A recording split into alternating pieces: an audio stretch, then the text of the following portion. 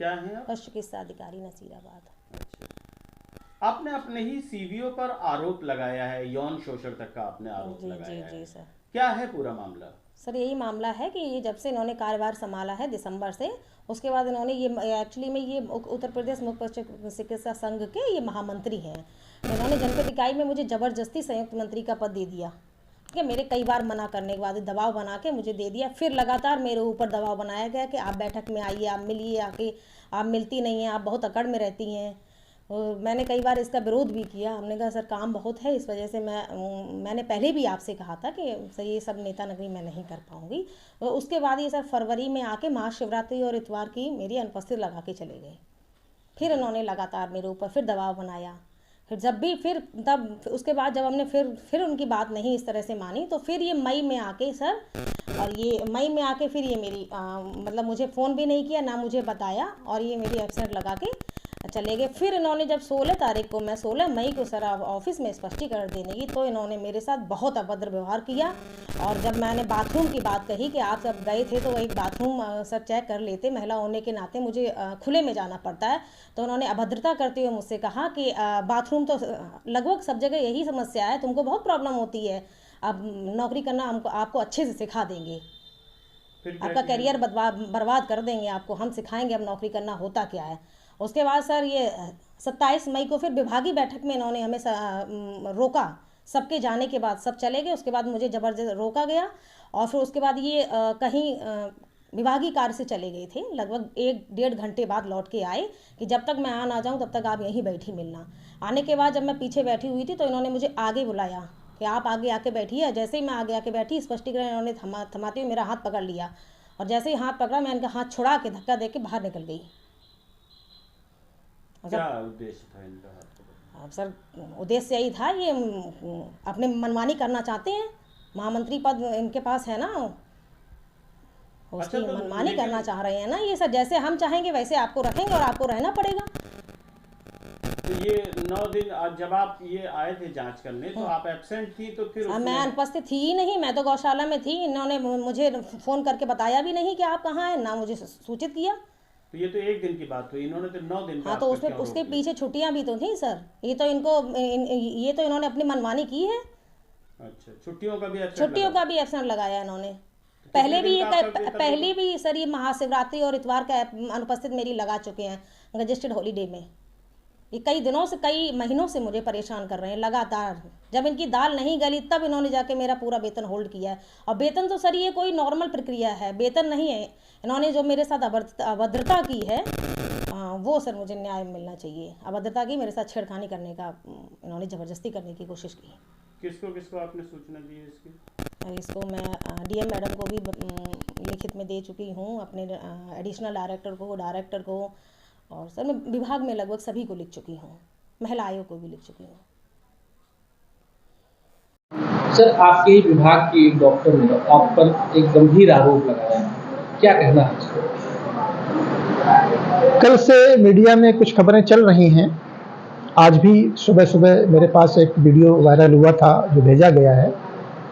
ये सारे आरोप बेबुनियाद हैं और ये आरोप कहीं न कहीं से दबाव बनाने के उद्देश्य से लगाए जा रहे हैं। मैंने आने के 2 महीने पश्चात फरवरी में इनके हॉस्पिटल का निरीक्षण किया था, जो पशु चिकित्सा अधिकारी नसीराबाद हैं। लगातार 3 दिन अनुपस्थित थी और इनके हॉस्पिटल पर एक अन्य संस्था का कर्मचारी बैठ करके अस्पताल का संचालन करता पाया गया था।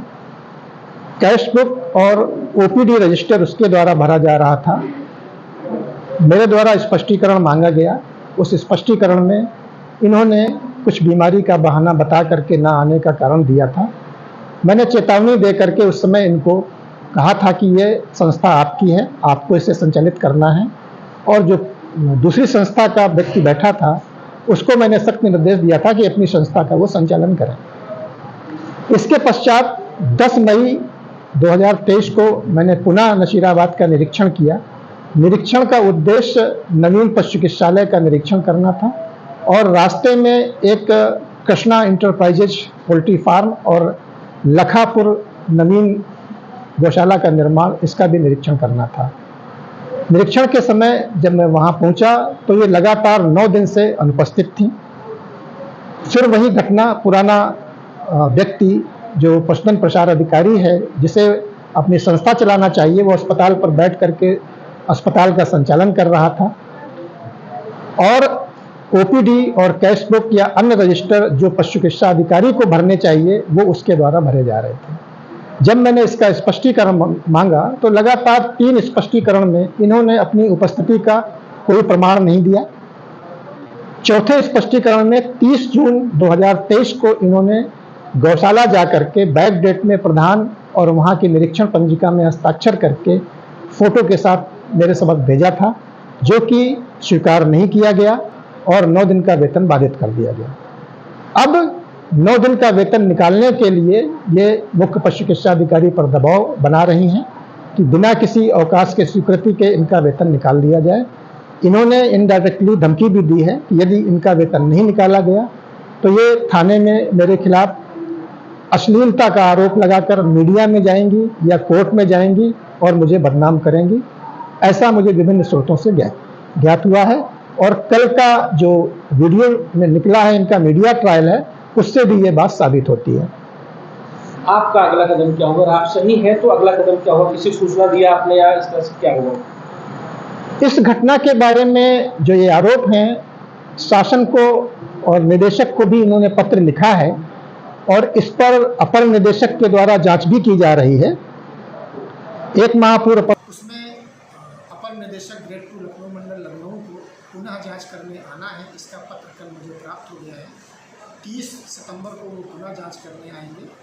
इसके अलावा मैंने अपने स्तर से जिलाधिकारी मैम, सीडीओ मैम, पुलिस अधीक्षक मैम को इस घटना से अवगत कराया है और उनसे कहा है कि ये किसी भी हद तक जा कर के मेरे खिलाफ ऐसे मिथ्या आरोप लगा सकते हैं। इसके अतिरिक्त मैंने शासन स्तर पर भी अपनी इस पक्ष से अवगत करा दिया है, जिस पर कि आगे कार्रवाई होगी। यदि आज इन्होंने मीडिया में अपना ये बयान दिया है जो कि शासन के नियमावली के विरुद्ध है, ज़रूर इनके खिलाफ अपने स्तर से मैं यहाँ कार्रवाई के लिए उच्च स्तर पर लिखूँगा। इस प्रकार के आरोप लगाना एक क्लास 2 ऑफिसर्स के लिए मर्यादा के खिलाफ है और सेवा नियमावली के विरुद्ध है। इनके खिलाफ अवश्य कार्रवाई के लिए लिखा गया।